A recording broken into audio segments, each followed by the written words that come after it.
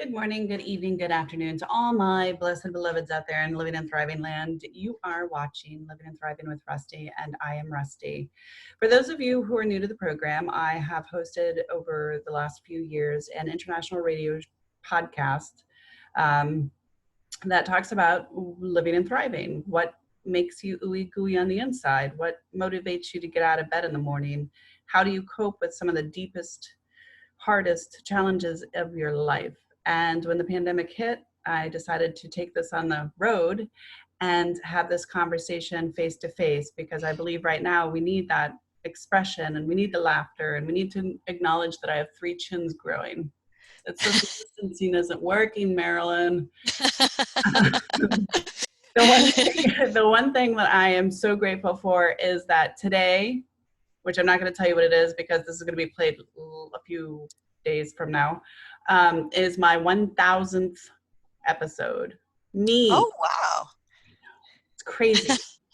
So I've traveled all over the world. I've been to Spain, I've been to Thailand, I've been to Austria, I've been to New Zealand, where I actually co-authored a book, if you guys remember, those who have followed me over the years.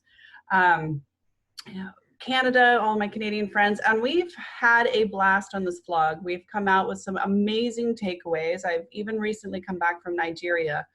And all of this takes place within an 8-hour day. So I'm like, Doctor Who, and I do have a phone booth. I'll find it anyway. So some of the takeaways that we've had over the last few shows is, what's your passion?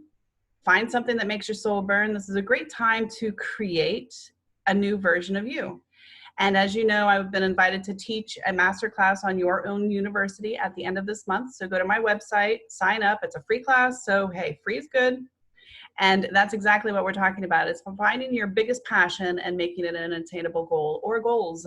Usually it's goals, plural, but we'll talk about that during class. Write a mission statement. That was one of my favorite takeaways from a young lady in New York who is in the hot spot of this pandemic. She really feels strongly that you need to write a mission statement. If you're a business owner, you write a business mission statement and you hold on to that very dearly, and that's what makes your bread and butter. Well, you are a business. You are your own personal business. So read it in the morning, work on it, read it at night before you go to bed, and continue this practice, and I think you will have a healthier mindset and you will be more excited and invigorated to get out of bed in the morning. Blessings and gratitude, that's a must. That's a must. If you're on my Facebook page, every morning, that's what you get. And it's really important because the world is so beautiful. And even as much as I have social media junkies out there that are starting to get irritated and annoyed and angry, diet, turn it off, shut it down, go play in the rain. We're actually waiting for a hurricane right now here in Florida. Good times. Noah. And my absolute number one go-to for anything in this world is service. Be of service to other people. This way you earn the right to be a part of the community. You have compassion, you learn about somebody else, and it strengthens your interpersonal self. It gives you a feeling of value because you're helping other people. And service can be had now. We've got broomsticks, knock on the door. Can I get you anything? That's still 6 feet away. We've been doing that in Miami for years. And routines, get out of bed. That's so huge right now. Get out of bed, brush your teeth, get a routine.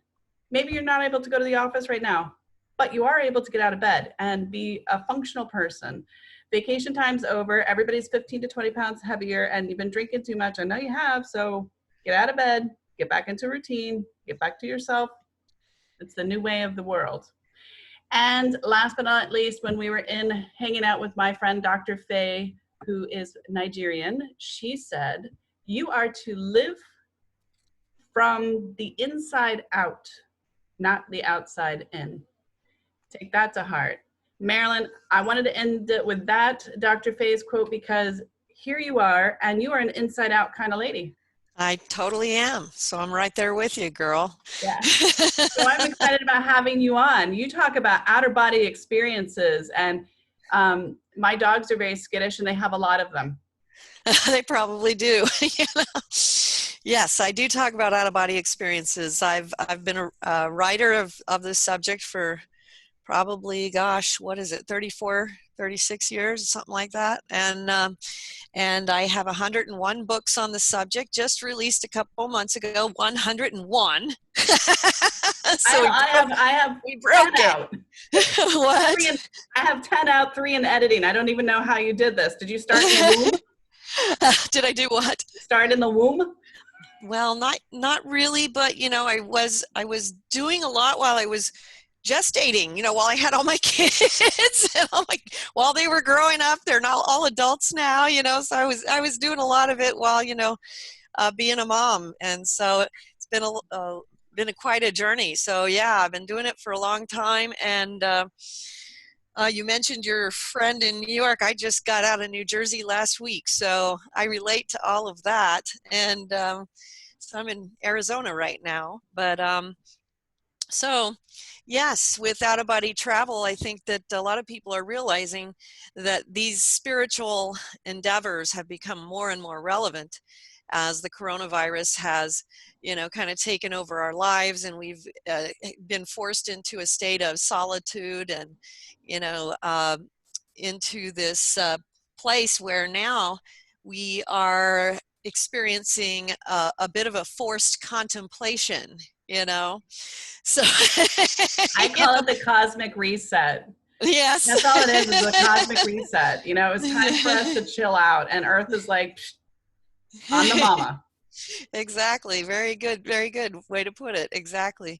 And so what this time provides for so many people, ironically, is the new construct, the new way for people to have the time and the space and the means to engage in the practices that bring about things such as spiritual experiences, out-of-body experiences, which are, literally for the purpose of accelerating the spiritual journey.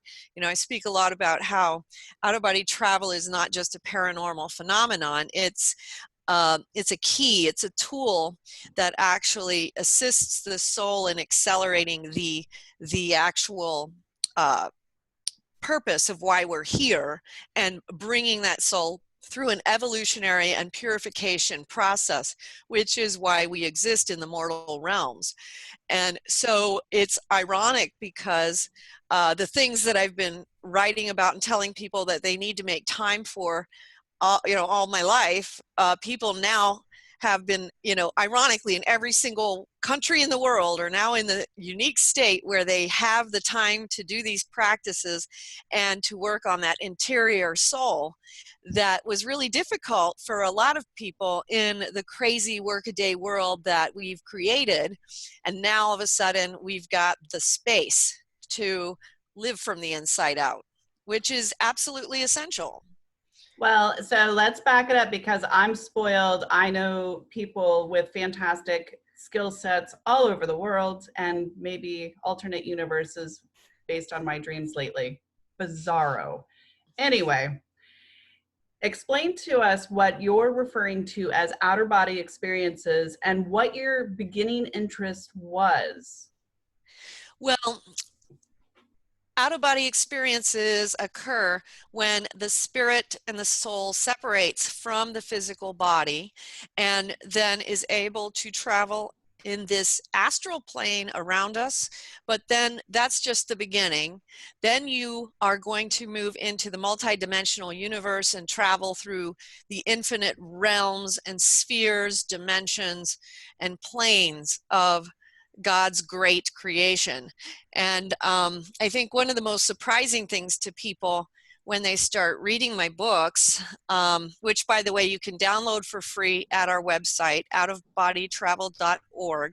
So you can go there and check out this stuff, is that you can, it's not as simple as I think a lot of people have this perception of, like, I'm going to go out of my body, I'm going to float around and see what people are doing. That's like literally less than the tip of the iceberg. When you start having the experience, you're going to learn a few things around those concepts, because you have to learn how to operate in your spiritual body, which is going to be different than your physical body. So sight, sound, speaking, hearing, everything is going to come from a state of a consciousness. And we can, we learn how to do this, and we learn how to move through physical matter. We learn a lot of things about how to travel, how to move, but then you're quickly moving into what I call the corridors. There's many different corridors. You know how people have near-death experiences talk about the tunnel. That's one of, literally hundreds of different types of tunnels, corridors that lead to anything from the heavenly realms, past lifetimes, future lifetimes, so time tunnels, initiatory realms, the heavens, the purgatories, the hells, the various mortal realms, because Earth is not the only purgatorial realm. And literally, we have an infinite number of worlds from which our souls are going to then learn about and explore. And what's important about this is that we are then taken into this mystical training that comes, from the hand of God himself. He directs through our angelic guardians, through the teachers that he sends to us, and we are given literally the one-on-one tutelage, that we specifically require for our individual journey here on Earth this time around, and what it is that we are supposed to uncover, what our purpose in this life is, what we are to do, and what we need to overcome. And it accelerates the journey 100-fold because of this, because you literally break away that wall of silence where the soul can now receive and retrieve the information of, okay, what is the next step for me here in my journey? What is the next thing I need to do? And it changes everything. So that's a lot of information, a lot, especially if you don't know completely. It just seems like a lot.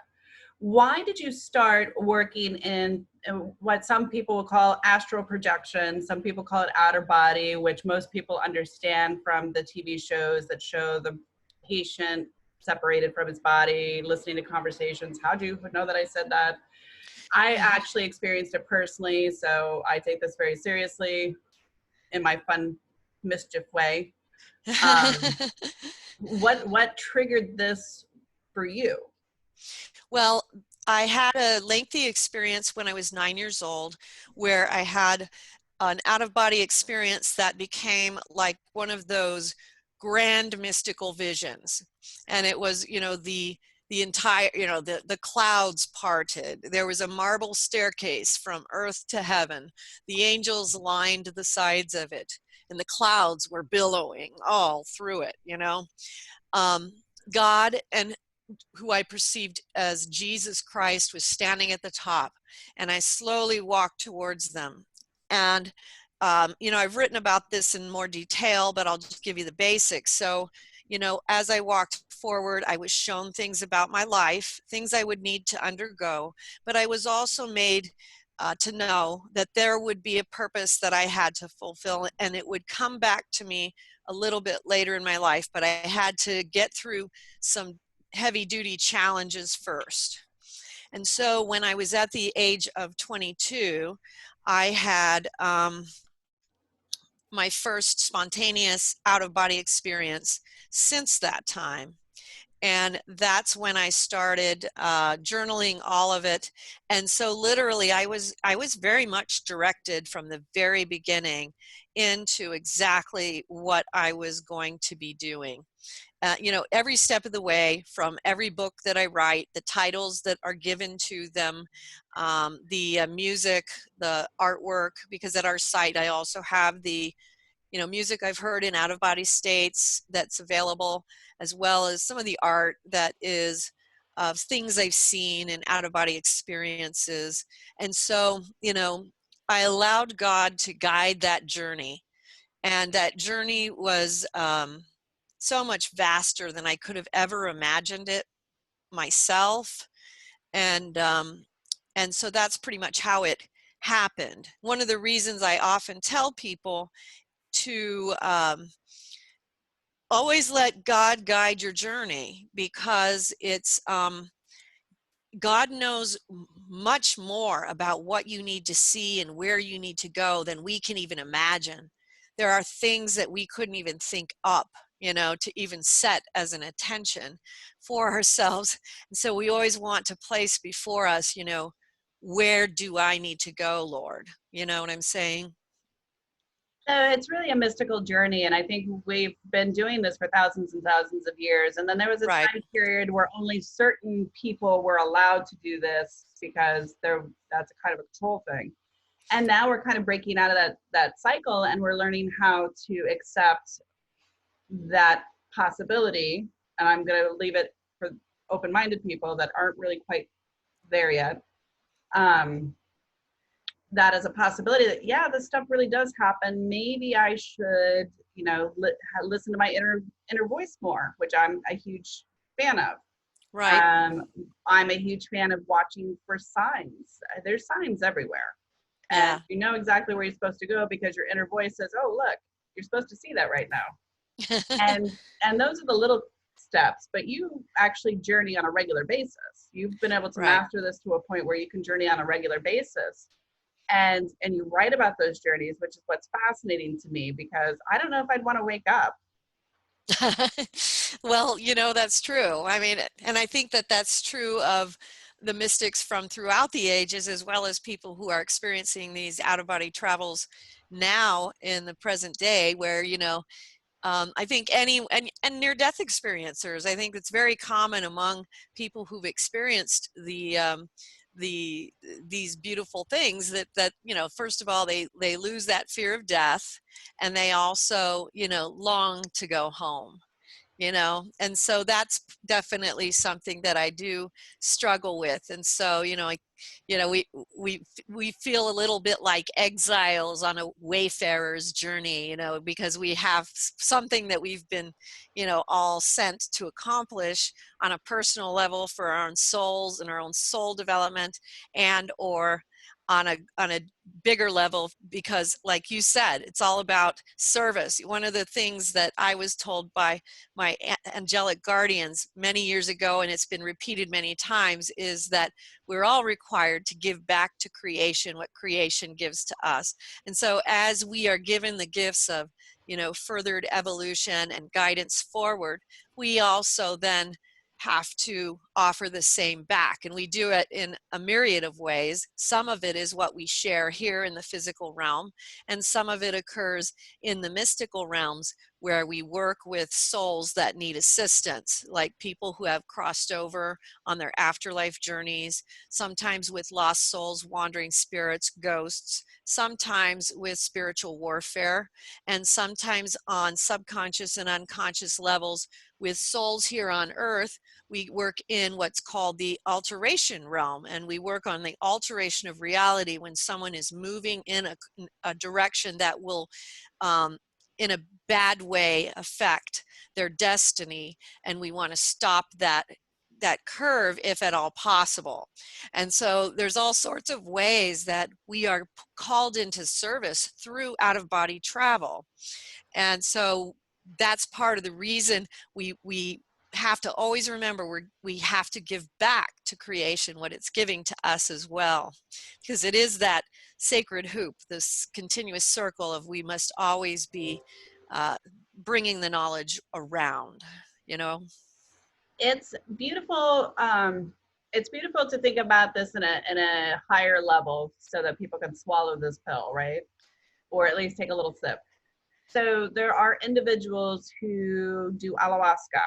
There are individuals who trip on acid. There are individuals who trip on mushrooms. And it takes them from this reality, if you can call it a reality, and gives them a different perspective, whatever that means in their head, whatever that means spiritually. Mm-hmm. So what Marilyn's trying to talk about, it, she's so excited because she loves it so much, is the fact that if you were to meditate or if you were to fall asleep, there's ways of training yourself to go into a higher level of consciousness. Right. Mm-hmm. And for people who are interested in looking into that, I always recommend Come to Wisdom's Door and the Mysteries of the Redemption, which you can download freely at the website. We also have a CD that I put together called The Frequency of Otara, which is a technique and procedure that the angels taught me and then directed me to recreate, of how to actually raise your vibrational level to help you to have this experience and then to accelerate the experience once you start having it. And so you can also download that for free. Basically, everything I've put out there is available for free at the site, and you can also purchase it in paperback, Audible, or whatever, Kindles and other electronic forms. But yes, this is something that you can experience. Now, some people, like you mentioned, utilize those things, and throughout the history of time, tribal and native religions have utilized that to help people to break through that barrier. But we have a new way to do it that's a lot less dangerous, which is ironically through words and through frequencies, and so there is another way that most people can experience this, where it's through the study and through some practices, with meditation and with prayer. These things are detailed in Come to Wisdom's Door. It's a very short book. So, if you're like, oh, but I don't want to read it, and what happens in the Mysteries of the Redemption is that it actually just kind of shifts you into this energy that you need to be in, where it just spontaneously starts to occur. And so, people are always looking for techniques. Well, sometimes these techniques are that simple, that, allow the words to be your technique, because they will shift you and it will start happening spontaneously, and it doesn't have to be that complicated. You know what I mean? Well, I think as humans, we've de-evolved ourselves in such a way that we make everything so complicated and so busy and so boundary. Yeah. We have a hard time imagining the possibility that you can actually like leap like Peter Pan from dream to dream and it actually be real or productive or knowledge flow. And we love to watch The Matrix, we love to watch ghost stories, we love to tease our brothers and sisters and scare them, but then when it comes to reality of actually realizing that that stuff is kind of real, not kind of, but really real, people step back and go, no, it's not, it's just Hollywood. But then you would ask the question, take that a step further and ask the question, from where does inspiration flow?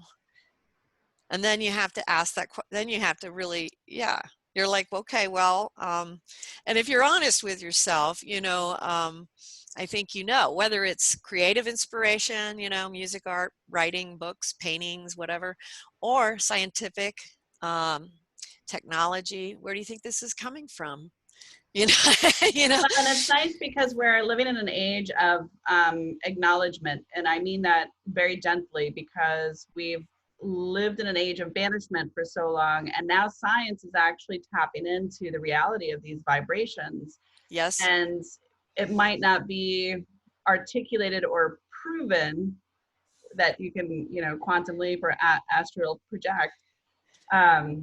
We're getting closer and closer to opening up the minds to seeing that, yes, there are life forms on other planets. We're not the only ones. That's been proven by science. Yep. The Earth's not flat, because every cat would have every one of us kicked off the edge by now.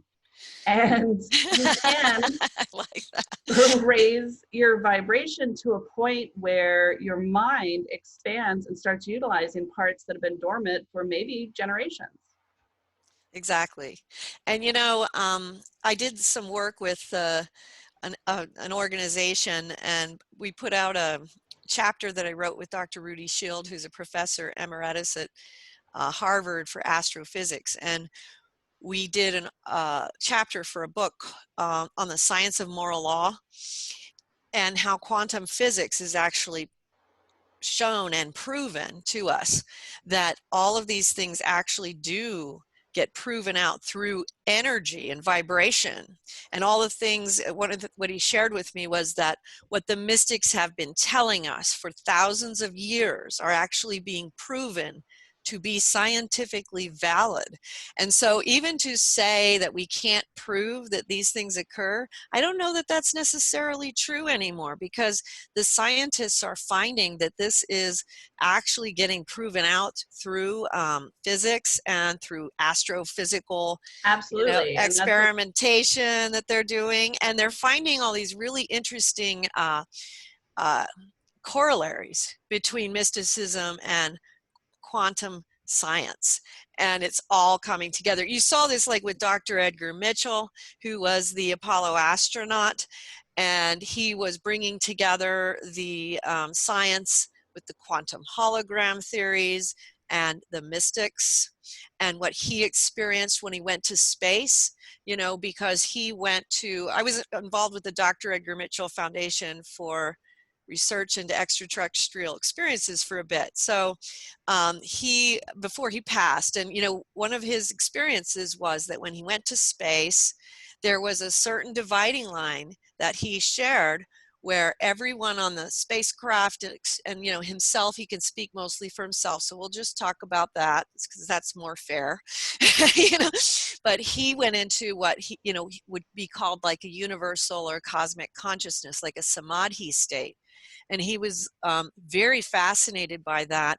And when he came back, he became obsessed with the ancient sacred texts and learning about these mystical states that he experienced in space.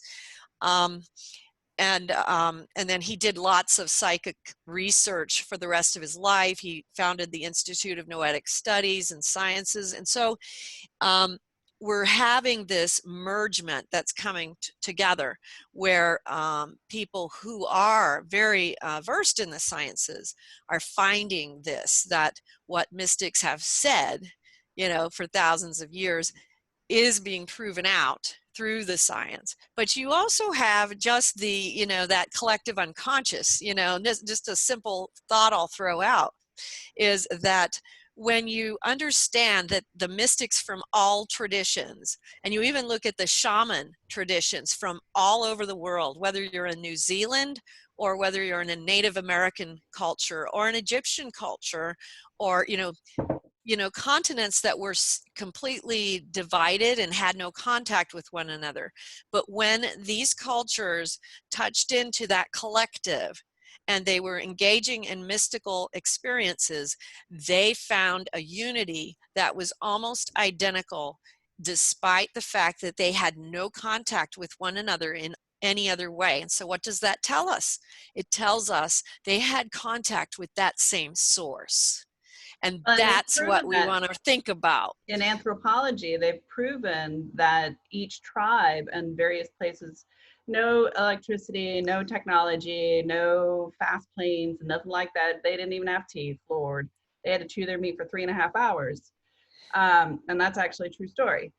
But they've actually been able to map each temple location, and it has a mathematical trajectory that is on the point. Yes. So, goosebumps. Yes. What's fascinating about that, and I have to speak in human terms, is the fact that we understand that there are black holes. We understand that we can have cell phones now. I literally talk to people all over the world. When you and I were kids, we had to wait 2 or 3 weeks for a pen pal letter, right? That's right. We had little dial lips phones. Right. I don't want to go that back, but technology has come a long way, and technology is driven by imagination. You have to be able to push those barriers and think outside of what the traditional boxes have been. And they're really great to step on. Like, I'm not really tall, but I'm taller than most people. And sometimes I still have to step on the box, but I don't have to live in the box. And where we become much more fruitful and much more imaginative and much more in charge of our environment, our world, is when we step outside of the thinking box. And a lot of people are starting to understand that maybe, and that's where quantum physics is so exciting. And how many times have I had quantum physics physicians on here? Maybe if we just change this value, we can expand the universe. And that's what black holes are. And some Right. say, even through mystical tribes, for those of us who like to study history, um, the tribes would actually have portals, doorways, where certain times of the year they would actually go and spend a huge amount of blessing and prayer time to open up those portals so that they can Right. exchange information. Yes. Yeah, and I mean, even just going back to something as simple as, Albert Einstein, we know that he received the theory of relativity in a dream. He spoke very often that great minds were the minds that would go beyond, outside of those borders and parameters, because the only way, if you look back, the only way that you can have great creations and new ideas is by people who aren't in the box. That's the only way it happens. So, that's a good encouragement, I think, for people to consider that the box is not necessary all the time. But trusting your inner gut is, I think it's very important, because do you know how many times I have saved myself from either being shot or robbed walking in the street by Exactly. myself? Because Yes. I'm like, yeah, my instinct is telling me I'm going to go this way because I trust my gut. And then something happened over there and the lights are on and I'm going, thank you, thank you, Yes. thank you, Jesus. That's that Exactly. one. Um, Exactly. so unfortunately, as exciting and wonderful as you are, and I'm so grateful that you were able to join me today, we're out of Oh, time. thank you. Thank you. So give me an idea as to, or give us, the universe, because this spins in infinity, um, where we can find out more information and if we want to continue the conversation. Sure. Outofbodytravel.org, and you can download our books for free. We have art and music as well. We have like 14 or 15, or it might be 18 CDs. I can't keep up with it, but we have lots of books. If you need any guidance, pop me an email. There's tons of videos on the site that you can watch for stuff like that. We also have a free course of study and lots of other fun things to check out. So we have big forums and places too to meet other people that are doing this, that can become little pen pals and buddies to talk to along the way. Yay! Outofbodytravel.org. Yeah. Perfect. Thank you, Marilynn, for taking time to visit us today and giving us a high-level overview of what it's like to live in the mystical world. And for those of you who don't know, it can be kind of fun. It's awesome. Thank you, Marilynn. Thank See you you. soon. You're watching Living and Thriving with Rusty, and I'm Rusty. And guess what? I not only get to travel all over our round planet, which is actually a big rock surfing through an infinity in the bags of water suit that I maintain as well as I can. I also get the possibility of talking to people about traveling different universes and dimensions, and the science behind it is phenomenal. It'll just blow your mind if you ever got interested, ever got into it. To study the history of spirituality is what basically it is, and the things that we cannot do and haven't tried. And that's the box that we need to step on and break, because we need to experience, and that's why we're here. Know that I love you, know that you're beautiful, and there's always another adventure here at Living and Thriving. You'll have to wait and see what it is. Until then, take care of yourself, be kind, and do something for somebody else.